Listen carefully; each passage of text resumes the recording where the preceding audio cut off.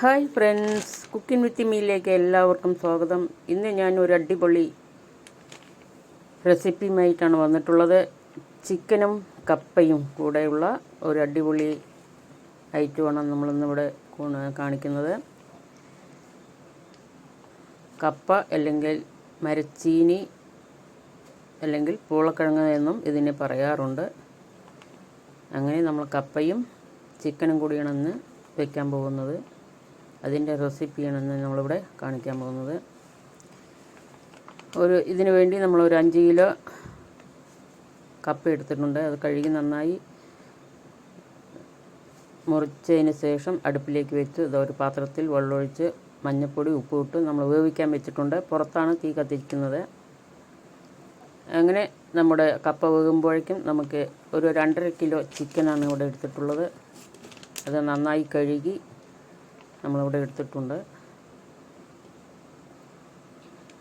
അതിലേക്ക് വേണ്ട ഒരു 4 തക്കാളിയും കുറച്ച് സവോളയും മല്ലിയില, കറിവേപ്പില, പച്ചമുളക്, ഇഞ്ചി ഇതെല്ലാം കൂടെ നമ്മളൊന്ന് വഴറ്റിയെടുക്കുകയാണ് ചെയ്യുന്നത്. സവാള, തക്കാളി, പച്ചമുളക്, ഇനി ഇഞ്ചി പേസ്റ്റ്, ഇഞ്ചിയും വെളുത്തുള്ളിയും കൂടി പേസ്റ്റാക്കിയതാണത്. ഇനി നമുക്ക് എണ്ണ ഒഴിച്ച് കൊടുക്കാം. ഒരു പാത്രം അടുപ്പിൽ വെച്ച് നന്നായി തീ കത്തുന്നുണ്ട്. അതിലേക്ക് കുറച്ച് കടുക് ഇട്ട് കൊടുക്കാം. കടുക് ഇട്ടതിന് ശേഷം നമ്മൾക്ക് കറിവേപ്പില ഇട്ട് കൊടുക്കാം. കറിവേപ്പില ഇട്ട് അതിന് ശേഷം നമുക്ക് സവാള ഇട്ട് കൊടുക്കാം. സവാള നന്നായിട്ട് വഴറ്റി വരുന്നത് വരെ ഇളക്കി കൊടുക്കാം.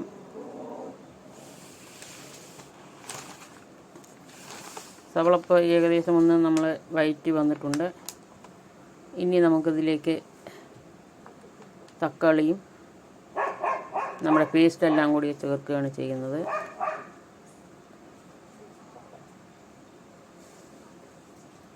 തക്കാളി, അതുപോലെ തന്നെ കറിവേപ്പില, മല്ലിയില ലാസ്റ്റാണ് ഇടുന്നത്. ഇനി തക്കാളിയും കൂടി ഇട്ട് നമുക്ക് നന്നായിട്ടൊന്ന് ഇളക്കി കൊടുക്കാം. പച്ചമുളക് ഇട്ടിട്ടുണ്ട്. ഇനി വെളുത്തുള്ളി പേസ്റ്റും ഇഞ്ചിയും കൂടി ചതച്ചത് അതും കൂടി ഇട്ട് കൊടുക്കുന്നുണ്ട്. എന്നിട്ട് നന്നായിട്ടൊന്ന് ഇളക്കി കൊടുക്കാം.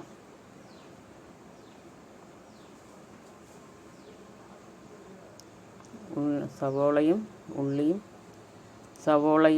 തക്കാളിയും കൂടി നന്നായിട്ട് ഒന്ന് വഴറ്റി വന്നിട്ടുണ്ട്. ഇനി നമുക്ക് പൊടികൾ ചേർത്ത് കൊടുക്കാം. മസാലപ്പൊടി, അതുപോലെ തന്നെ മല്ലിപ്പൊടി, അതുപോലെ മുളക് പൊടി. ഏകദേശം ഒരു 4 സ്പൂണോളം മുളക് പൊടി, മല്ലിപ്പൊടിയും 4 സ്പൂണോളം, 1 സ്പൂൺ മഞ്ഞൾപ്പൊടിയും കൂടി ചേർത്ത് നന്നായിട്ട് വഴറ്റി എടുക്കുകയാണ് ചെയ്യുന്നത്. വഴറ്റിയിട്ടുണ്ട്. ഇനി നമ്മൾക്ക് ഈ ചിക്കൻ, നമ്മൾ കഴുകി വെച്ചിരിക്കുന്ന ചിക്കൻ കൂടി ഇതിലേക്ക് ഇട്ട് നന്നായിട്ടൊന്ന് ഇളക്കി കൊടുക്കാം. വഴറ്റി വെച്ചിരിക്കുന്നതിലേക്ക് നമ്മൾ ചിക്കൻ എടുത്തിട്ടുണ്ട്. അത് നന്നായിട്ടൊന്ന് വഴറ്റി ഉപ്പും കൂടി നമുക്ക് ചേർത്ത് കൊടുക്കാം. എന്നിട്ട് നമുക്ക് ആവശ്യത്തിനുള്ള വെള്ളം ഒഴിച്ച് നമുക്ക് വേവാൻ വെച്ചിട്ടുണ്ട്.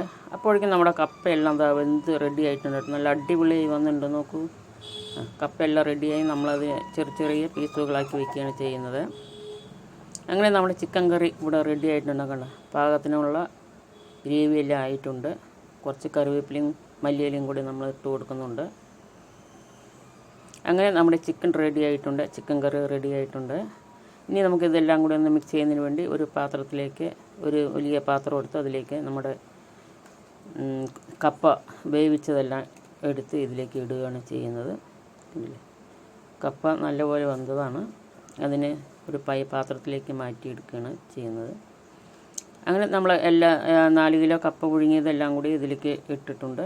ഇനി നമുക്ക് കറിയും കൂടെ ഇതിലേക്ക് ഒഴിച്ച് കൊടുക്കാം.